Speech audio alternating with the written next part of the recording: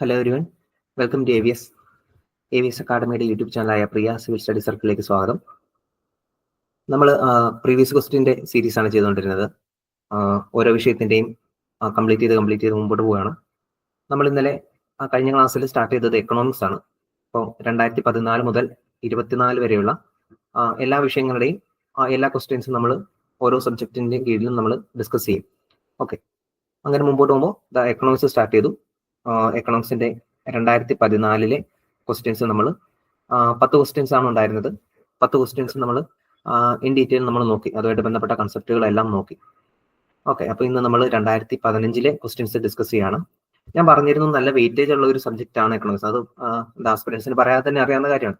Okay, അപ്പം 2014 10 ക്വസ്റ്റ്യൻസേ ഉണ്ടായിരുന്നുള്ളൂ. ഇന്ന് നമ്മൾ നോക്കുമ്പോൾ 15 ക്വസ്റ്റ്യൻസ് ഉണ്ട്. ചില വർഷങ്ങളിൽ അങ്ങനെ ക്വസ്റ്റ്യൻസിന്റെ എണ്ണം കൂടും. ഓക്കെ, അപ്പം നമ്മൾ കഴിഞ്ഞ ക്ലാസ്സിൽ അതുമായിട്ട് ബന്ധപ്പെട്ട എല്ലാ കൺസെപ്റ്റുകളും നമ്മൾ പറഞ്ഞാണ് പോയത്. ഓക്കെ, അപ്പം ക്വസ്റ്റ്യൻസിന്റെ എണ്ണം കൂടുന്നതനുസരിച്ച് നമുക്ക് എല്ലാ കൺസെപ്റ്റുകളും ഒരുപക്ഷെ അതേ ഡെപ്തിൽ പറയാനായിട്ട് പറ്റിയെന്ന് വരില്ല, ടൈം കൺസ്ട്രെയിന്റ് ഉള്ളതുകൊണ്ട്. ഓക്കെ, അപ്പം നമുക്ക് ഇതിന് പാരലലായിട്ട് ക്ലാസ്സുകൾ റൺ ചെയ്യുന്നുണ്ട്. അപ്പം കൺസെപ്റ്റ് എല്ലാം ഒരുപക്ഷെ ചുരുക്കിയായിരിക്കും ഇപ്പം നമ്മൾ ക്വസ്റ്റ്യൻ ഡിസ്കസ് ചെയ്യുമ്പോൾ എനിക്ക് പറയാനായിട്ടുള്ള സമയം കിട്ടത്തുള്ളൂ. അപ്പം അത് കേൾക്കുമ്പോൾ എന്തെങ്കിലും കണക്ഷൻ കുറവ്, എവിടെയെങ്കിലും നിങ്ങൾക്ക് കണക്ഷൻ കിട്ടാതെ വരുന്നുണ്ടെങ്കിൽ നിങ്ങളുടെ കൺസെപ്ച്വൽ ക്ലാരിറ്റിയിൽ എവിടെയെങ്കിലും ഒരു ചെറിയ കുറച്ചുകൂടെ ഒന്ന് ക്ലിയർ ആവാനായിട്ടുണ്ട് എന്നാണ് അതിൻ്റെ അർത്ഥം. അപ്പം നമ്മൾ ക്ലാസ്സുകൾ പാരലായിട്ട് അതിന് റൺ ചെയ്യുന്നുണ്ട്. എന്തെങ്കിലും കൺസെപ്ച്വൽ ക്ലാരിറ്റി നിങ്ങൾക്ക് കുറവായിട്ട് തോന്നുന്നുണ്ടെങ്കിൽ നിങ്ങൾ ഈ നമ്പറിൽ അക്കാഡമിയിൽ ബന്ധപ്പെട്ടാൽ മതി. നിങ്ങൾക്ക് സൂട്ടബിൾ ആയിട്ടുള്ള ക്ലാസ് അവർ സെലക്ട് ചെയ്യേണ്ട, അവർ ഹെൽപ്പ് ചെയ്യും. അല്ലാതെ പറ്റുന്ന കാര്യങ്ങളെല്ലാം നമ്മൾ ഈ ഡിസ്കഷന്റെ സമയത്ത് പറയും. ഓക്കെ, അപ്പോൾ നിങ്ങളെ ഓൺലൈനായിട്ട് നമുക്കത് ചെയ്യാനായിട്ട് പറ്റും. പിന്നെ KASന്റെയും കോഴ്സുകൾ നമ്മൾ പ്രൊവൈഡ് ചെയ്യുന്നുണ്ട്. ഓക്കെ, അപ്പോൾ നിങ്ങളുടെ താല്പര്യം അനുസരിച്ച് അക്കാഡമിയായിട്ട് ബന്ധപ്പെട്ട അവരതിന് വേണ്ട കാര്യങ്ങൾ ചെയ്തു തരും. ഓക്കെ, ബാക്കി പറ്റുന്ന പോലെ എന്ന് പറഞ്ഞാൽ അറിയാലോ, വളരെ ഇത്രയും ക്വസ്റ്റ്യൻസിന്റെ എണ്ണം വരുമ്പോൾ നമുക്കത് ഒരു പരിധിക്കപ്പുറത്തേക്ക് കൺസെപ്റ്റിന്റെ ഒരു ഡെപ്തിലേക്ക് നമുക്ക് പോകാനായിട്ട് പലപ്പോഴും സാധിക്കാതെ വരും. ഓക്കെ, അത് ഇത്രയും ക്വസ്റ്റ്യൻസ് നമുക്ക് ഒരുമിച്ച് ഡിസ്കസ് ചെയ്യേണ്ടി വരുന്നതുകൊണ്ടാണ്. ഓക്കെ, അപ്പോൾ അത് നിങ്ങൾ അതിനോട് നിങ്ങളുടെ ഒരു ക്ലാരിറ്റി എത്രത്തോളം ആവശ്യമുണ്ടെന്ന് നിങ്ങൾക്ക് തോന്നുന്നു, അതിനനുസരിച്ച് റെസ്പോണ്ട് ചെയ്താൽ മതി. ഓക്കെ, അപ്പോൾ നമുക്ക് സമയം കളയാതെ 2015 ക്വസ്റ്റ്യൻസ് നോക്കാം. ഒന്നാമത്തെ question: with reference to Indian economy consider the following statements. ഒന്നാമത്തെ statement: the rate of growth of real gross domestic product has steadily increased in the last decade. രണ്ടാമത്തെ statement: the gross domestic product at market prices has steadily increased in the last decade. Okay, ഇത് 2015 question ആണ് നമ്മൾ discuss ചെയ്യുന്നത്. അപ്പോൾ last decade എന്ന് പറയുമ്പോൾ 2005 മുതൽ 2015 വരെയുള്ള കാലഘട്ടത്തെ കുറിച്ചാണ് ചോദ്യം വന്നിരിക്കുന്നത്. ഓക്കെ, ഈ ഡിക്കേഡിൽ എന്ത് സംഭവിച്ചെന്ന് പറഞ്ഞിരിക്കുന്നത്? റിയൽ ഗ്രോസ് ഡൊമസ്റ്റിക് പ്രൊഡക്റ്റ്, അതായത് റിയൽ GDP കുറിച്ചാണ് ഒന്നാമത്തെ സ്റ്റേറ്റ്മെന്റ്. ഓക്കെ, അത് എന്തെന്നാ പറഞ്ഞിരിക്കുന്നത്? സ്റ്റെഡിലി ഇൻക്രീസ് എന്നാ പറഞ്ഞിരിക്കുന്നത്. സ്റ്റെഡിലി ഇൻക്രീസ് ചെയ്തിട്ടുണ്ട്. 2005 മുതൽ 2015 വരെയുള്ള കാലത്ത് എന്ത് സംഭവിച്ചിട്ടുണ്ട്? GDP ഇൻക്രീസ് ഉണ്ടായിട്ടുണ്ട്. ഓക്കെ, പക്ഷെ എന്തുണ്ടായിട്ടില്ല? സ്റ്റെഡിലി ഇൻക്രീസ് ഉണ്ടായിട്ടില്ല. കാരണം എന്താ? 2008 ആ കാലഘട്ടത്തിലൊക്കെ എന്ത് സംഭവിച്ചു? റിസഷൻ ഉണ്ടാവുന്നുണ്ട്. ഓക്കെ, അപ്പം എന്തായി? ഒരു സ്റ്റഡി ഇൻക്രീസ് മെയിൻറ്റെയിൻ ചെയ്യാനായിട്ട് നമുക്ക് സാധിച്ചിട്ടില്ല. ഓക്കെ, അപ്പം ഈ സ്റ്റേറ്റ്മെന്റ്, ഈ ഒരു വാക്ക് വന്നത് സ്റ്റഡി ഇൻക്രീസ് എന്ന് പറഞ്ഞ വാക്ക് വന്നതുകൊണ്ട് തന്നെ ഈ സ്റ്റേറ്റ്മെന്റ്, ഒന്നാമത്തെ സ്റ്റേറ്റ്മെന്റ് തെറ്റാണ്. റൈറ്റ്.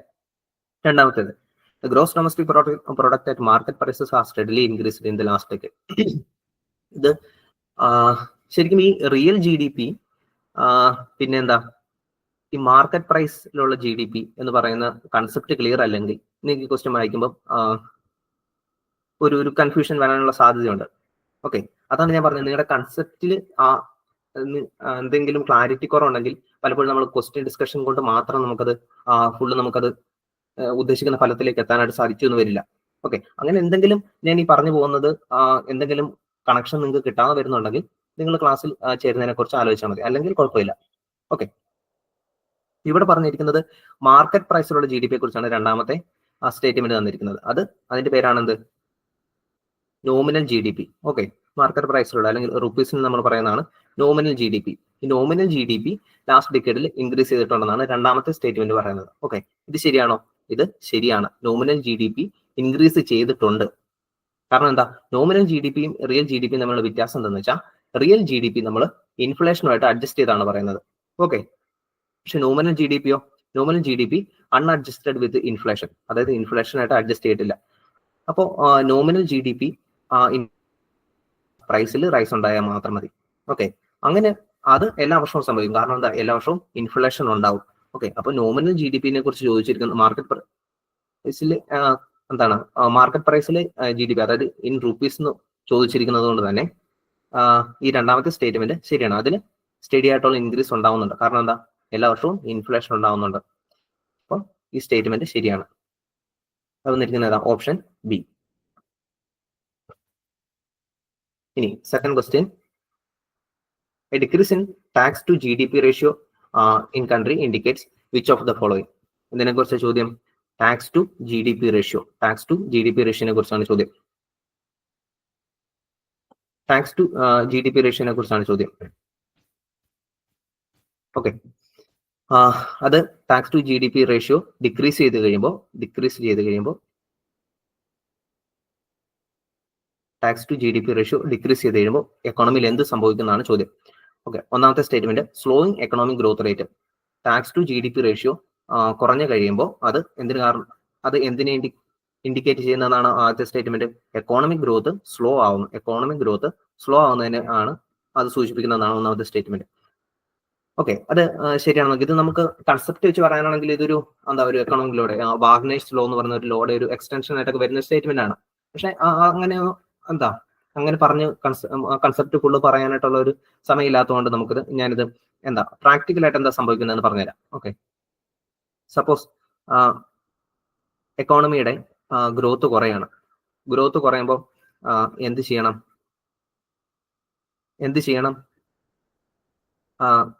ഇവിടെ പറഞ്ഞിരിക്കുന്ന പോലെ G D P, tax to G D P ratio കുറയുന്ന ഒരു സിറ്റുവേഷൻ നോക്കാം. അതായത് നമ്മൾ ടാക്സ് കുറച്ചു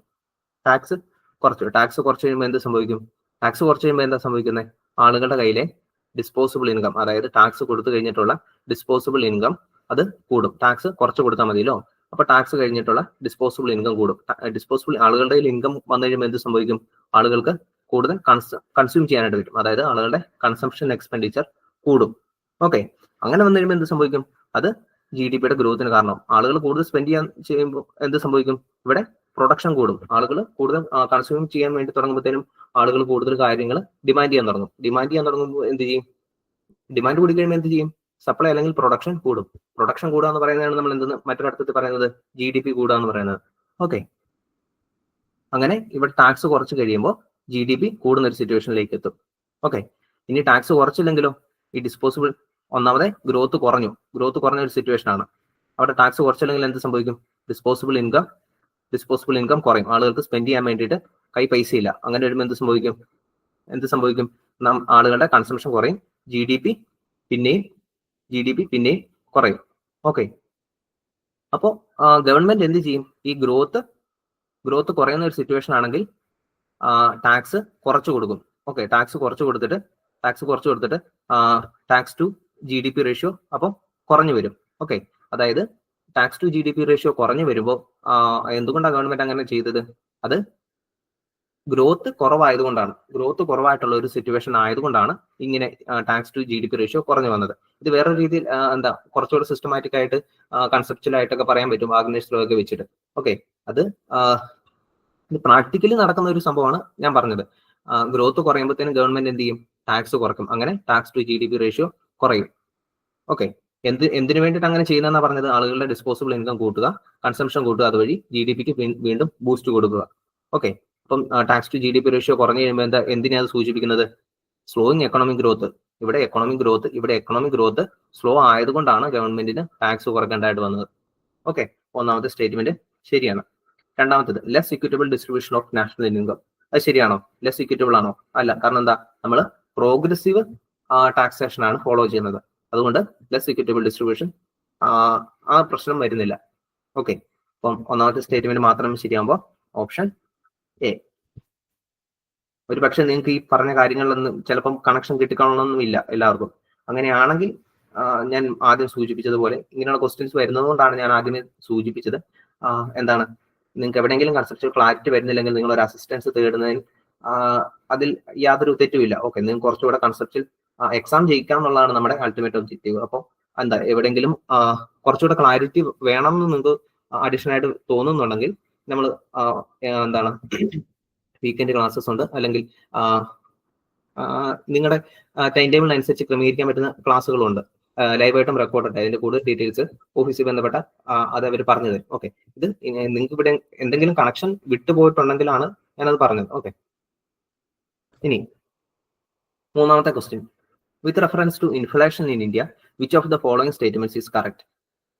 ഇൻഫ്ലേഷനെ കുറിച്ചാണ് ചോദ്യം.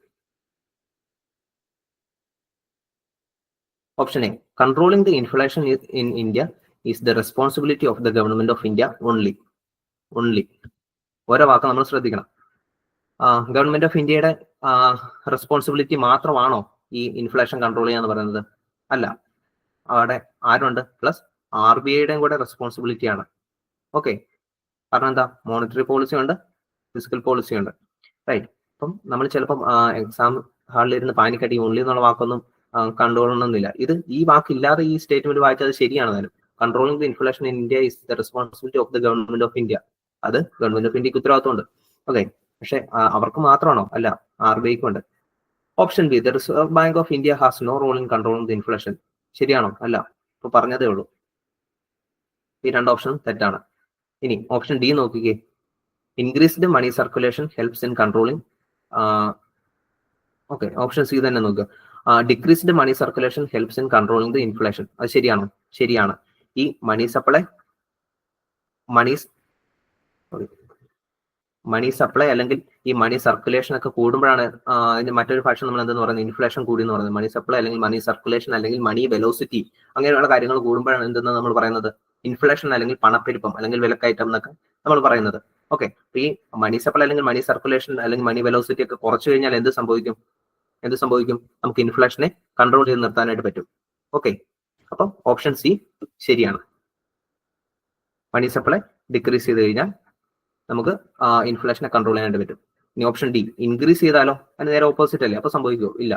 Increased money circulation helps in controlling inflation. പറ്റുമോ? ഇല്ല. മണി സപ്ലൈ അല്ലെങ്കിൽ മണി സർക്കുലേഷൻ കൂട്ടിക്കഴിഞ്ഞാൽ എന്ത് സംഭവിക്കും? ഇൻഫ്ലേഷൻ കൂടുകയേ ചെയ്യത്തുള്ളൂ. ഓക്കെ, അവിടെ കൺട്രോൾ ചെയ്യാനായിട്ട് പറ്റത്തില്ല. ഓപ്ഷൻ സി ആണ് ഉത്തരം.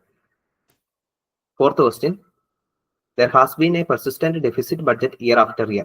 Which of the following actions can be taken by the government to reduce the deficit? Okay, ഞാൻ ഒരു കാര്യങ്ങൾ പറയാണ്. ഇപ്പം വായിച്ച ഇൻഫ്ലേഷനെ കുറിച്ചൊക്കെയുള്ള ചോദ്യങ്ങളൊക്കെ വളരെ ബേസിക് ആയിട്ടുള്ള ചോദ്യങ്ങളാണ്. അതിന് മുമ്പ് വായിച്ചും എല്ലാം വളരെ ബേസിക് ആയിട്ടുള്ള ക്വസ്റ്റ്യൻസ് ആണ് ചോദിക്കുന്നത്. ബേസിക് കൺസെപ്റ്റുകൾ മാത്രമാണ്. ആ കൺസെപ്റ്റുകൾ നമ്മൾ എന്താണ് അത് എക്സ്പ്ലെയിൻ ചെയ്യുമ്പോൾ കേൾക്കുമ്പോൾ പോലും നിങ്ങൾക്ക് എവിടെയെങ്കിലും ഇൻകേസ് എന്തെങ്കിലും കണക്ഷൻ കിട്ടുന്നില്ലെങ്കിൽ അത് നിങ്ങൾ ഉടനെ അഡ്രസ് ചെയ്യേണ്ട ഒരു പ്രശ്നമാണെന്ന് ഓർക്കണം. ഓക്കെ, നമ്മൾ PYQ ഡിസ്കസ് ചെയ്യുമ്പോഴത്തേനും ഞാൻ പറഞ്ഞല്ലോ, ഒരു പരിധി കൂടി നമുക്ക് സമയമെടുത്ത് കൺസെപ്റ്റ് അതിന്റെ ഒരു ഡെപ്തിലേക്ക് പോകാനായിട്ടുള്ള ബുദ്ധിമുട്ടുള്ളത് കൊണ്ടാണ്. ഓക്കെ, പക്ഷെ ഇത് കേൾക്കുന്നവർക്ക് ഇത് ഉപകാരപ്പെടണം എന്നുള്ള ഉദ്ദേശം ഉള്ളതുകൊണ്ടാണ് വീണ്ടും അത് പറയുന്നത്. ഓക്കെ, എനിവേ, നാലാമത്തെ ക്വസ്റ്റ്യൻ, ഡെഫിസിറ്റ് ബഡ്ജറ്റ് ആണ് ഓരോ വർഷവും ഉണ്ടാകുന്നതാണ് സ്റ്റേറ്റ്മെന്റ് തന്നിരിക്കുന്നത്. Deficit budget. ഓക്കെ, അതിനെ പ്രിവെന്റ് ചെയ്യാൻ വേണ്ടി അല്ലെങ്കിൽ ഈ ഡെഫിസിറ്റ് റെഡ്യൂസ് ചെയ്യാൻ വേണ്ടി എന്തൊക്കെ ചെയ്യാൻ പറ്റും? അത് താഴെ തന്നിരിക്കുന്നതിൽ എന്തൊക്കെ ചെയ്യാൻ പറ്റും എന്നാണ് ചോദ്യം. ഡെഫിസിറ്റ് ബഡ്ജറ്റ് എന്ന് പറയുമ്പോൾ എന്താ സംഭവം? അവിടെ ഗവൺമെന്റിന്റെ എക്സ്പെൻഡിച്ചർ കൂടുതലാണ്. എന്തിനേക്കാളും ഗവൺമെന്റിന്റെ റവന്യൂവിനേക്കാളും കൂടുതലാകുമ്പോഴാണ് നമ്മൾ ഡെഫിസിറ്റ് ബഡ്ജറ്റ് ഫേസ് ചെയ്യേണ്ടി വരുന്നത്. ഓക്കെ, അതിന് ഒന്നാമത്തെ സ്റ്റേറ്റ്മെന്റ്, അത് കുറയ്ക്കാൻ വേണ്ടിയിട്ട് എന്തൊക്കെ ചെയ്യാൻ പറ്റും എന്നാണ് ചോദ്യം. ഒന്നാമത്തെ സ്റ്റേറ്റ്മെന്റ്, റെഡ്യൂസിങ് റവന്യൂ എക്സ്പെൻഡിച്ചർ ആണെങ്കിലും ക്യാപിറ്റൽ എക്സ്പെൻഡിച്ചർ ആണെങ്കിലും എക്സ്പെൻഡിച്ചർ റെഡ്യൂസ് ചെയ്യുക എന്ന് പറയുമ്പോൾ എക്സ്പെൻഡിച്ചർ ഇവിടെ കൂടുതലാണല്ലോ. അപ്പൊ എക്സ്പെൻഡിച്ചർ റെഡ്യൂസ് ചെയ്യുക എന്ന് പറയുമ്പോൾ അത് ഡെഫിസിറ്റിനെ അഡ്രസ് ചെയ്യാൻ വേണ്ടിയിട്ടുള്ള ഒരു മാർഗമാണ്. കാരണം എന്താ പറഞ്ഞല്ലോ, ഇവിടെ എക്സ്പെൻഡിച്ചർ കൂടുതലാണ് റവന്യൂവിനേക്കാളും. ഓക്കെ, അവിടെ ആ എക്സ്പെൻഡിച്ചർ കുറയ്ക്കുക എന്നാണ് ഇവിടെ പറഞ്ഞിരിക്കുന്നത്. കുറയ്ക്കുന്നത് ഡെഫിസിറ്റ് അഡ്രസ് ചെയ്യാൻ അത് നല്ലതല്ലേ? ഓക്കെ, അപ്പൊ അത് ഓപ്ഷൻ ഒന്നാമത്തെ സ്റ്റേറ്റ്മെന്റ് ശരിയാണ്. രണ്ടാമത്തെ statement, introducing new welfare schemes. New welfare scheme വരുമ്പോൾ എന്ത് ചെയ്യും? ഗവൺമെന്റ് അതിന് വേണ്ടിയിട്ട് വീണ്ടും സ്പെൻഡ് ചെയ്യേണ്ടി വരും. ഗവൺമെന്റിന്റെ എക്സ്പെൻഡിച്ചർ ഇവിടെ കൂടും. ഇവിടെ നമ്മൾക്ക് ഓൾറെഡി എക്സ്പെൻഡിച്ചർ കൂടുതലാണ്, അത് കുറയ്ക്കാനാണ് നമ്മൾ നോക്കേണ്ടത്. ഈ സ്റ്റേറ്റ്മെന്റ് എന്താ പറഞ്ഞിരിക്കുന്നത്? ഗവൺമെന്റിന്റെ എക്സ്പെൻഡിച്ചർ കൂട്ടുക എന്നാണ് പറഞ്ഞിരിക്കുന്നത്. അത് ശരിയാണോ? അല്ല. അപ്പൊ ഓപ്ഷൻ അല്ല, രണ്ടാമത്തെ സ്റ്റേറ്റ്മെന്റ് തെറ്റാണ്. ഇനി മൂന്നാമത്തെ സ്റ്റേറ്റ്മെന്റ്, റാഷണലൈസിങ് സബ്സിഡീസ് എന്ന് വെച്ചാൽ എന്താ? റാഷണലൈസ് ചെയ്യാന്ന് പറഞ്ഞാൽ എന്താ? നമുക്ക് സബ്സിഡി എല്ലാം കറക്റ്റ് ആയിട്ടുള്ള ടാർഗറ്റിലേക്കാണോ എത്തുന്നത്, ഏതെങ്കിലും സബ്സിഡികൾ നിർത്തേണ്ടതുണ്ടോ എന്നൊക്കെ നമ്മൾ തീരുമാനിക്കണം. അപ്പം എന്താണ് റാഷണലൈസ് ചെയ്യാന്ന് പറഞ്ഞാൽ? സബ്സിഡികൾ വേണ്ടാത്ത സബ്സിഡിയൊക്കെ നമുക്ക് എടുത്തു കളയണം. അങ്ങനെ എന്ത് ചെയ്യും? ഗവൺമെന്റിന്റെ എക്സ്പെൻഡിച്ചർ ഇവിടെ കുറയ്ക്കാനായിട്ട് വരും, ആവശ്യമില്ലാത്ത സബ്സിഡിയൊക്കെ മാറ്റി കളയുമ്പോഴത്തേനും, അല്ലെങ്കിൽ സബ്സിഡിയുടെ റേറ്റ് കുറക്കുമ്പോഴത്തേനും അങ്ങനെ ഗവൺമെന്റിന്റെ എക്സ്പെൻഡിച്ചർ നമുക്ക് കുറയ്ക്കാനായിട്ട് പറ്റും. ഓക്കെ, എക്സ്പെൻഡിച്ചർ കുറക്കുക എന്ന് പറയുമ്പോൾ എന്താ? അതാണല്ലോ നമ്മുടെ ഇവിടുത്തെ ഗോൾ. കാരണം ഇവിടെ എക്സ്പെൻഡിച്ചർ കൂടുതലാണ്. ഓക്കെ, ആ എക്സ്പെൻഡിച്ചർ കുറയ്ക്കാനാണ് നമ്മൾ നോക്കുന്നത്. അങ്ങനെ ഈ സബ്സിഡി, വേണ്ടാത്ത സബ്സിഡി ഒക്കെ എടുത്ത് കളഞ്ഞ് സബ്സിഡീസിനെ നമ്മൾ റാഷണലൈസ് ചെയ്ത് കഴിയുമ്പോഴത്തേനും എക്സ്പെൻഡിച്ചർ കുറയ്ക്കും. അതുകൊണ്ട് അത് ശരിയായിട്ടുള്ള ഒരു മെത്തേഡാണ്. മൂന്നാമത്തെ സ്റ്റേറ്റ്മെന്റ് ശരിയാണ്. നാലാമത്തേത് എക്സ്പാൻഡിങ് ഇൻഡസ്ട്രീസ്. എക്സ്പാൻഡിങ് ഇൻഡസ്ട്രീസ് വരുമ്പോൾ എന്താണ്? കൂടുതൽ എക്സ്പെൻഡിച്ചർ ചെയ്യേണ്ടി വരും. എക്സ്പെൻഡിച്ചർ കൂട്ടാനാണ് നമ്മൾ നോക്കേണ്ടത്. അല്ല, എക്സ്പെൻഡിച്ചർ ഇവിടെ കൂടുകയാണ് ചെയ്യുന്നത്. അതുകൊണ്ട് ഇത് തെറ്റാണ്. നോക്കൂ, 1ഉം 3ഉം ശരിയായിട്ട് വരുന്ന ഏതാ? Option A. ഓപ്ഷൻ എ ആണ് ശരിയായിട്ടുള്ള ഉത്തരം. അത് നമുക്ക് കറക്റ്റ് ആയിട്ട് കിട്ടണമെങ്കിൽ എന്താണ് ഡെഫിസിറ്റ് ബഡ്ജറ്റ്, എന്താണ് സർപ്ലസ് ബഡ്ജറ്റ്, അങ്ങനെയുള്ള കൺസെപ്റ്റിനെ കുറിച്ച് കൃത്യമായിട്ടുള്ള ധാരണ ഉണ്ടായിരിക്കണം. ഓക്കെ, അഞ്ചാമത്തെ ചോദ്യം, fair and remunerative price of sugarcane is approved by FRP. FRP ആരാണ് അപ്രൂവ് ചെയ്യുന്നതെന്നാണ് ചോദ്യം. FRP ഇതൊരു ഫാക്ച്വൽ ക്വസ്റ്റ്യൻ ആണ്. ഇതിന്റെ അത് കൂടുതലായിട്ട് ഇത് ആര് അപ്രൂവ് ചെയ്യുന്നുള്ള കൂടുതൽ എക്സ്പ്ലനേഷൻ ആവശ്യമില്ല. ഓപ്ഷൻ എ ആണ്. Cabinet committee on economic affairs ആണ് എന്ത് ചെയ്യുന്നത്? ഷുഗർ കെയിന്റെ FRP അപ്രൂവ് ചെയ്യുന്നത്. ഓക്കെ, എന്താണ് ഈ FRP എന്ന് പറഞ്ഞാൽ? എന്താണ് ഇത്? MSP പോലെ മറ്റ് അഗ്രികൾച്ചർ പ്രൊഡക്ട്സിന് MSP കൊടുക്കുന്നത് പോലെ നമ്മൾ ഷുഗർ കെയിന് കൊടുക്കുന്നതാണ്. ഷുഗർ കെയിന് കൊടുക്കുന്ന ഒരു എന്താണ് ഫാർമർ സപ്പോർട്ടിംഗ് സിസ്റ്റം ആണ് എന്ത്? FRP എന്ന് പറയുന്നത്. MSP FRP തമ്മിൽ എന്താ വ്യത്യാസം? MSP എന്ന് പറഞ്ഞാൽ ഗവൺമെന്റ് FCA വഴിയൊക്കെ നേരിട്ട് പ്രൊക്യൂർ ചെയ്യുകയാണ്. ഒരു മിനിമം സപ്പോർട്ട് പ്രൈസിൽ ഗവൺമെന്റ് നേരിട്ട് പ്രൊക്യൂർ ചെയ്യണം. പക്ഷേ FRP എങ്ങനെയാണ്? FRP അങ്ങനെയല്ല. FRP ഇപ്പോൾ ഷുഗർ മിൽസ് ഒക്കെ ഉണ്ട്. ഓക്കെ, അപ്പൊ ഷുഗർ മിൽസിനോട് ഗവൺമെന്റ് പറയാണ്, നിങ്ങളൊരു fair and remunerative price government fix ചെയ്തിട്ട് നിങ്ങൾ ആ പ്രൈസിൽ വേണം ഈ കർഷകരുടെ കയ്യിൽ നിന്ന് അവരുടെ പ്രൊഡക്ട്സ് ഷുഗർ കെയിൻ വാങ്ങാനായിട്ടെന്ന് പറയുകയാണ്. ഓക്കെ, അപ്പം ഈ മില്ലുകളാണ് FRP കൊടുക്കുന്നത്. പിന്നെ മില്ലും ഈ ഗവൺമെന്റും തമ്മിലാണ് സെറ്റിൽമെന്റ് നടക്കുന്നത്. ഓക്കെ, ഇവിടെയോ MSP കൊടുക്കുന്നതോ? MSP ഗവൺമെന്റ് നേരിട്ട് ഒരു മിനിമം സപ്പോർട്ട് പ്രൈസ് ഫിക്സ് ചെയ്തിട്ട് ഗവൺമെന്റ് തന്നെ നേരിട്ട് അത് കൊടുക്കുകയും അത് പ്രൊക്യൂർ ചെയ്യുകയാണ് ചെയ്യുന്നത്. ഓക്കെ, അതാണ് തമ്മിലുള്ള വ്യത്യാസം. ഇനി ചോദ്യം വന്നിരിക്കുന്നത് ഇത് ആരാണ് ഡിസൈഡ് ചെയ്യുന്നത് മാത്രമേ ചോദിച്ചിട്ടുള്ളൂ. ഓക്കെ, അത് ഡിസൈഡ് ചെയ്യുന്നത് ഫാക്ച്വൽ ക്വസ്റ്റ്യൻ ആണ്. Cabinet committee on economic affairs ആണ് ഷുഗർ കെയിന്റെ FRP ഡിസൈഡ് ചെയ്യുന്നത്. 6th ക്വസ്റ്റ്യൻ, പ്രധാനമന്ത്രി Jan Dhan Yojana has been launched four. പ്രധാനമന്ത്രി ജൻധൻ യോജന. പ്രധാനമന്ത്രി ജൻധൻ യോജന ഇത് എല്ലാവർക്കും അറിയുന്ന ചോദ്യം തന്നെയാണ്. Providing housing loan for to poor people at cheaper interest rate ആണോ? അല്ല, ഇത് ജൻധൻ യോജന എല്ലാവർക്കും അറിയാവുന്ന ചോദ്യമാണ്. പ്രൊമോട്ടിംഗ് വുമൻസ് ഹെൽത്ത് ഗ്രൂപ്പ് ആണോ? അല്ല. Promoting financial inclusion in the country ആണോ? പ്രൊമോട്ടിംഗ് ഫിനാൻഷ്യൽ ഇൻക്ലൂഷൻ, ഇത് ശരിക്കും ആക്ച്വലി എന്താ? നിങ്ങൾക്ക് അറിയാവുന്ന ചോദ്യം തന്നെയാണ്. ഇത് ബാങ്ക് അക്കൗണ്ടുകൾ എടുത്തു കൊടുക്കുന്നതാണ്. ഓക്കെ, എല്ലാവർക്കും ബാങ്ക് അക്കൗണ്ടുകൾ കൊടുക്കുന്നതാണ്. ഇപ്പൊ നമ്മൾ എന്താണ് മഹാരാഷ്ട്ര ഇലക്ഷനൊക്കെ ആയിട്ട് ബന്ധപ്പെട്ട് ഇതുമായിട്ട് ബന്ധപ്പെട്ട് നിരവധി ആർട്ടിക്കിൾ ഉണ്ടായിരുന്നു. എന്ന് വെച്ചാൽ ജൻധൻ യോജനയെ കുറിച്ചല്ല, എന്താണ് അവിടെ പുതിയ സ്കീം തുടങ്ങിയപ്പോഴത്തേനും ഈ ജൻധൻ അക്കൗണ്ടിൽ തുടങ്ങിയ അക്കൗണ്ടുകളെല്ലാം ഡോർമെന്റ് ആയിട്ട് കിടക്കുകയാണ്. അതുമായിട്ട് ബന്ധപ്പെട്ട് ബാങ്കിൽ ഭയങ്കര തിരക്കാണ്, ബാങ്ക് എംപ്ലോയീസിന് സെക്യൂരിറ്റി കൊടുക്കണം എന്നൊക്കെ പറഞ്ഞിട്ട് ആർട്ടിക്കിളുകളൊക്കെ ഉണ്ടായിരുന്നു. ഓക്കെ, അപ്പൊ അന്ന് ഈ ജൻധൻ യോജനയെ കുറിച്ചൊക്കെ വീണ്ടും വാർത്തകളിലൊക്കെ നിറഞ്ഞാണ്. ഓക്കെ, അത് സൂചിപ്പിച്ചതേ ഉള്ളൂ. എനിവേ, ജൻധൻ യോജന എന്ന് പറഞ്ഞാൽ ഈ ബാങ്ക് അക്കൗണ്ടുമായിട്ട് ബന്ധപ്പെട്ട സ്കീമാണെന്ന് നമുക്കറിയാം. ഓക്കെ, പക്ഷെ നേരിട്ട് ഇത് നമുക്കറിയാം, ഇത് 2015 ചോദ്യമാണ് നമ്മൾ ഡിസ്കസ് ചെയ്യുന്നത്. ഇത് ആ സമയത്ത് എന്താണ് തുടങ്ങിയ ഒരു സ്കീമാണ് ജൻധൻ അക്കൗണ്ട്. 2014 ആണോ 15 ആണോ എന്ന് നിങ്ങളൊന്ന് നോക്കൊന്ന് ഹോംവർക്ക് ആയിട്ട് നോക്കാം. ഓക്കെ, എനിവേ, അപ്പൊ മൂന്നാമത്തെ ഓപ്ഷൻ എന്താണ് ഒന്ന് വായിക്കാം. Promoting financial inclusion in the country. എന്താണ് ഫിനാൻഷ്യൽ ഇൻക്ലൂഷൻ എന്ന് പറഞ്ഞാൽ? ഈ അക്കൗണ്ട് എടുത്ത് കൊടുക്കുന്നത് ഫിനാൻഷ്യൽ ഇൻക്ലൂഷന് സാധിക്കുമോ? തീർച്ചയായിട്ടും സാധിക്കും. കാരണം എന്താ?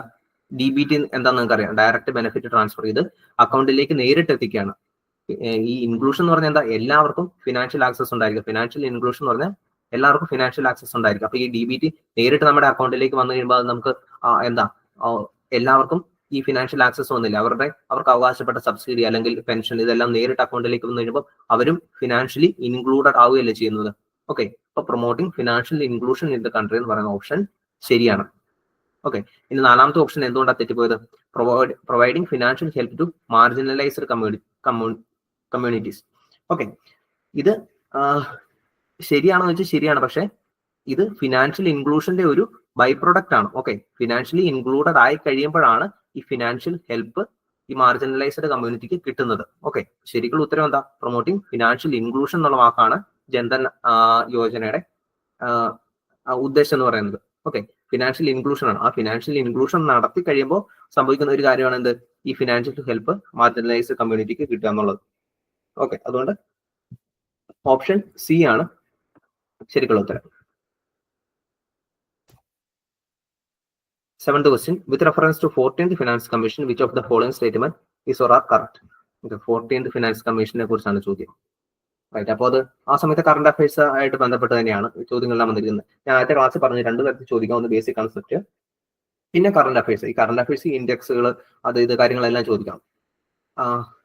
ഓക്കെ, അപ്പൊ ഇതും കറണ്ട് അഫയേഴ്സ്, ഈ ജൻധൻ അക്കൗണ്ട്, നീതി ആയോഗ്, ഫിനാൻസ്, ഈ 14th ഫിനാൻസ് കമ്മീഷൻ, ഇതെല്ലാം വന്നിരിക്കുന്ന കറണ്ട് അഫയേഴ്സുമായിട്ട് ബന്ധപ്പെട്ടാണ്. Okay, right. അപ്പം 14th ഫിനാൻസ് കമ്മീഷന്റെ അതിന്റെ റെക്കമെൻഡേഷൻ ആണ് തന്നിരിക്കുന്നത് 2 എണ്ണം. അതിലേതാണ് ശരിയെന്നാണ് 14th ഫിനാൻസ് കമ്മീഷനായിട്ട് ശരിയെന്നാണ് ചോദിച്ചിരിക്കുന്നത്.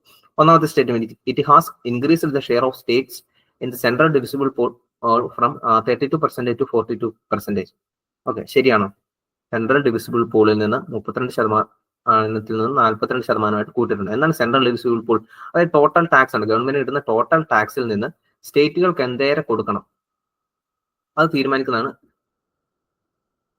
തീരുമാനിക്കുന്നതാണ് എന്ത് ഈ പറഞ്ഞിരിക്കുന്ന ഒരു സ്റ്റേറ്റ്മെന്റ്. അതായത് 32% കൊടുക്കണോ 42% കൊടുക്കണോ എന്നാണ് തീരുമാനിച്ചത്. അത് നേരത്തെ 32% ആയിരുന്നു. 14th ഫിനാൻസ് കമ്മീഷൻ വന്നപ്പോൾ എത്രയാക്കി? അത് 42 ആക്കി. അതുകൊണ്ട് ഈ സ്റ്റേറ്റ്മെന്റ് ശരിയാണ്. രണ്ടാമത്, it has made recommendations concerning sector specific grants. Sector specific ഗ്രാന്റുകളെ കുറിച്ച് 14th ഫിനാൻസ് കമ്മീഷൻ പറഞ്ഞിട്ടുണ്ടോ? ഇല്ല. പകരം അവർക്കുള്ള ടേംസ് ഓഫ് റെഫറൻസ് വേറെയാണ്. അതായത് ഇപ്പം ഫോറസ്റ്റ് കവർ ഏരിയ, അല്ലെങ്കിൽ ജോഗ്രഫിക്കൽ ഏരിയ, അല്ലെങ്കിൽ എന്താണ് പോപ്പുലേഷൻ, ഓക്കെ, ഇങ്ങനെയുള്ള കാര്യങ്ങളാണ് ടേംസ് ഓഫ് റെഫറൻസ് ആയിട്ട് വരുന്നത്. ഓക്കെ, അത് ഇപ്പോഴും റെലവെന്റ് ആണ്. കാര്യം പറയുന്നത് വെച്ചാൽ ഇപ്പം 97 ഇപ്പം അടുത്ത ഫിനാൻസ് കമ്മീഷൻ വന്നപ്പോൾ അത് 2011 പോപ്പുലേഷൻ ഒക്കെ ആയിട്ട് എടുത്തു. നേരത്തെ അത് 1971 പോപ്പുലേഷൻ ആയിരുന്നു. ഓക്കെ, അപ്പം ഇപ്പോഴും അത് 14th ഫിനാൻസ് കമ്മീഷനുമായിട്ട് ബന്ധപ്പെട്ട അല്ലെങ്കിലും ഈ ഫിനാൻസ് കമ്മീഷന്റെ റെക്കമെൻഡേഷൻസ് ഒക്കെ എപ്പോഴും റെലവെന്റ് ആയിട്ടുള്ള കാര്യമാണ്. അപ്പോൾ ആൻസർ എന്ന് പറഞ്ഞാൽ ഏതാ? ഒന്നാമത്തെ സ്റ്റേറ്റ്മെന്റ് ശരിയാണ്. രണ്ടാമത്തെ സ്റ്റേറ്റ്മെന്റ് ആയിട്ടുള്ള ഈ സെക്ടർ സ്പെസിഫിക് ഗ്രാന്റ്സ് കൊടുക്കും, അതിനെ കുറിച്ചുള്ള റെക്കമെൻഡേഷൻ ഒന്നും നടത്തുന്നില്ല. ഓക്കെ, അപ്പൊ ഇത് തെറ്റാണ്. ഒന്നാമത്തെ മാത്രം ശരിയായിട്ട് വരുമ്പോൾ ഓപ്ഷൻ എ.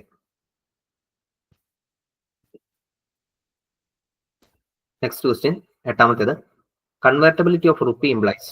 എന്താണ് റുപ്പി കൺവേർട്ടബിലിറ്റി എന്നാണ് ചോദിച്ചിരിക്കുന്നത്. എല്ലാം ബേസിക് ആയിട്ടുള്ള കാര്യങ്ങൾ മാത്രമേ ചോദിച്ചിട്ടുള്ളൂ. ക്വസ്റ്റ്യൻസിന്റെ എണ്ണം കുറച്ച് കൂടുതലുണ്ടെന്നേ ഉള്ളൂ. Okay, option A, being able to convert rupee notes into gold ആണോ? അല്ല.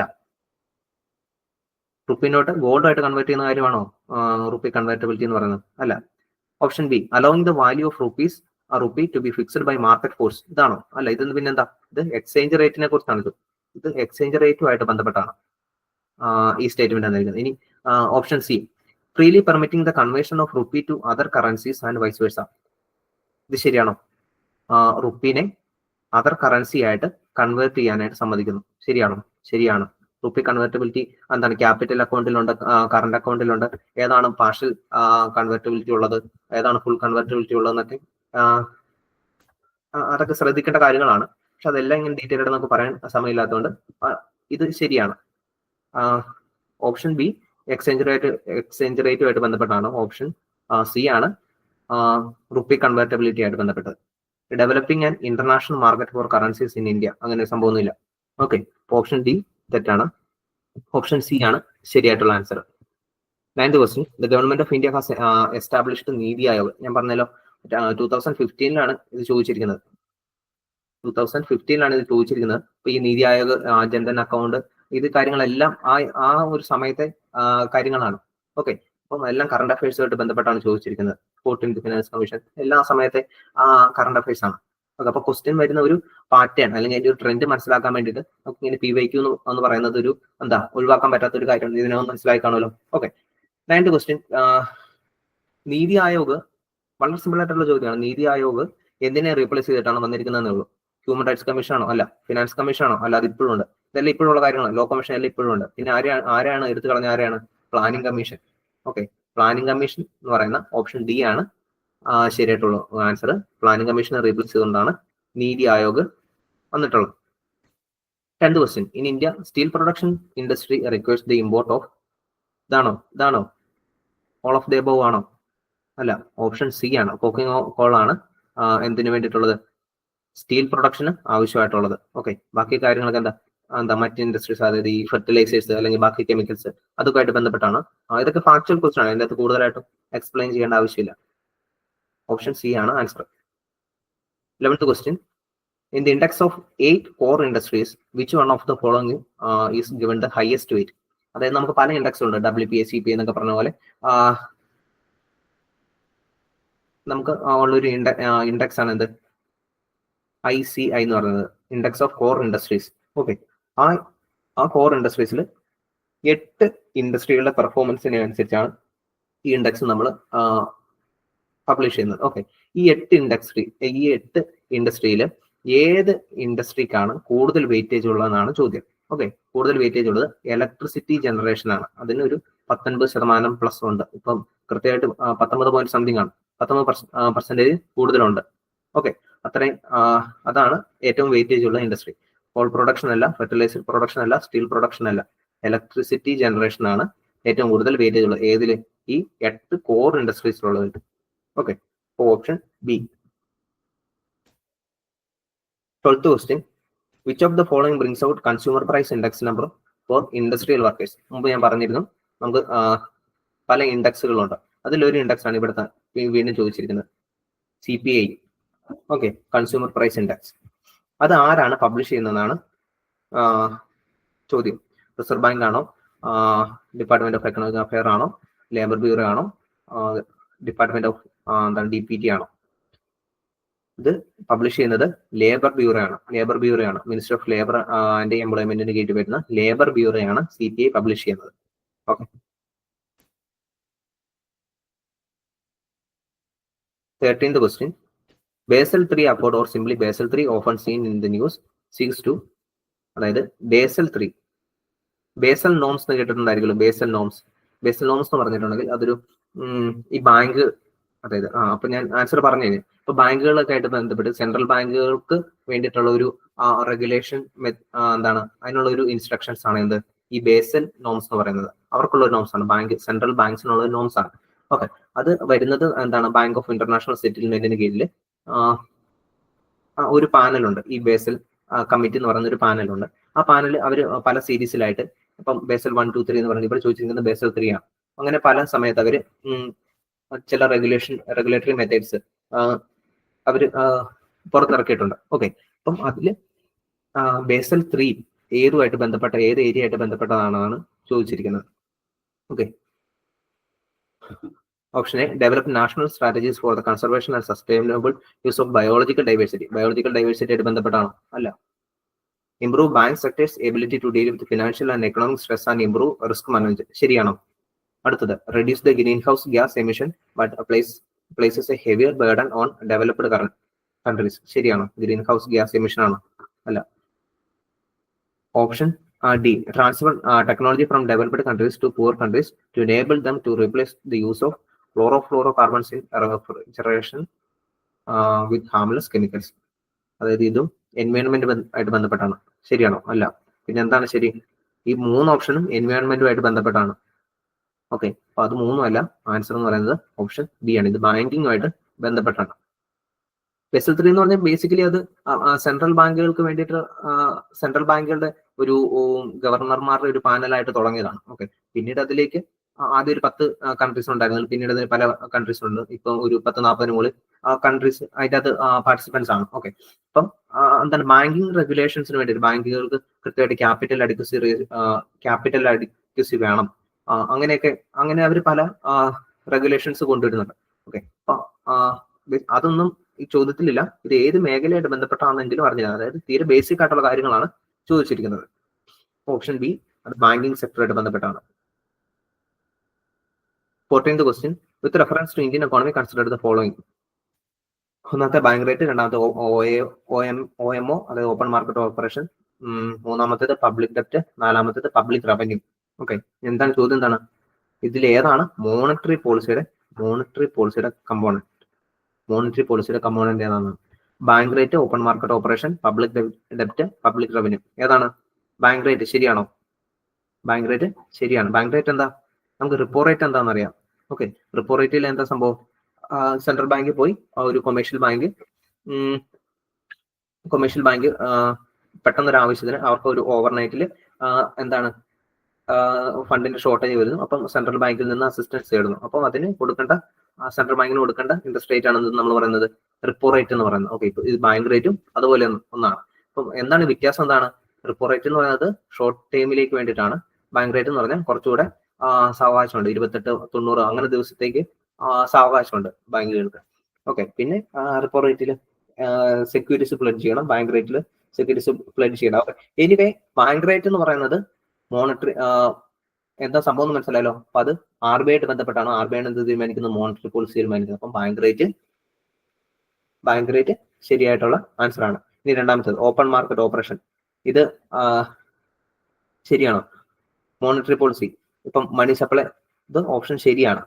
ഓക്കെ, കുറച്ചുകൂടെ നോക്കിക്കഴിഞ്ഞാൽ ഓപ്പൺ മാർക്കറ്റ് ഓപ്പറേഷൻ എന്ന് പറയുമ്പോൾ അത് മണി സപ്ലൈ കൂടി കഴിയുമ്പം എന്താണ് എക്കോണമിയിൽ നിന്ന് കൂടുതലായിട്ടുള്ള മണി സക്ക് ചെയ്ത് മാറ്റണം. അതിന് വേണ്ടിയിട്ട് നടത്തുന്ന ഒരു ഗവൺമെന്റിന്റെ സെക്യൂരിറ്റീസ് വിൽക്കുകയോ വാങ്ങുകയോ ചെയ്യുന്ന ഓപ്പറേഷനാണ് നമ്മൾ എന്ന് പറയുന്നത് ഓപ്പൺ മാർക്കറ്റ് ഓപ്പറേഷൻ എന്ന് പറയുന്നത്. അത് മോണിറ്ററി പോളിസി മോണിറ്ററി പോളിസിയുടെ ഭാഗമായിട്ടുള്ള ഒരു മെത്തേഡ് തന്നെയാണ്. ഓക്കെ, മൂന്നാമത്തേത് പബ്ലിക് ഡെപ്റ്റ്, നാലാമത്തേത് പബ്ലിക് റവന്യൂ. ഇത് രണ്ടും എന്താണ്? ഇത് രണ്ടും RBI ആണോ ചെയ്യുന്നത്? അല്ല, ഇവിടെ ആരാണ് ചെയ്യുന്നത്? ഇത് ഗവൺമെന്റ് ആണ് ചെയ്യുന്നത്. ഓക്കെ, ഗവൺമെന്റിന്റെ ഫിസിക്കൽ പോളിസിയുടെ ഭാഗമായിട്ടുള്ള കാര്യങ്ങളാണ്. അപ്പൊ ഏതാണ് ശരിയായിട്ടുള്ള ആൻസർ?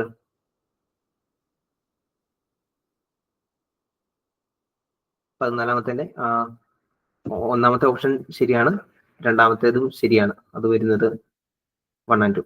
ഓപ്ഷൻ സി ആണ് ശരിയായിട്ടുള്ള answer. 15th question. When the Reserve Bank of India reduces the statutory liquidity ratio by 50 basis points, which of the following is likely to happen? Option A, India's GDP growth rate increases drastically. ഇങ്ങനെയൊക്കെ option വന്നു കഴിഞ്ഞാൽ അന്നേരം അത് വെട്ടിക്കണം. കാരണം എന്താ, ഒരു രാജ്യത്തിന്റെയും GDP growth increases drastically എന്നൊക്കെ പറഞ്ഞാൽ, അതായത് കോമൺ സെൻസിന് നടക്കാത്ത കാര്യങ്ങളൊക്കെ വന്നു കഴിഞ്ഞാൽ എക്കണോമിക്സ് ആണെന്ന് നിങ്ങൾക്ക് ഇപ്പോൾ ഒന്നും അറിയത്തില്ല പോലും, ഇങ്ങനെ കോമൺ സെൻസിൽ നടക്കാത്ത കാര്യങ്ങൾ വന്നു കഴിഞ്ഞാൽ ആ ഓപ്ഷൻസ് നമുക്ക് അന്നേരം എലിമിനേറ്റ് ചെയ്യാൻ പറ്റും.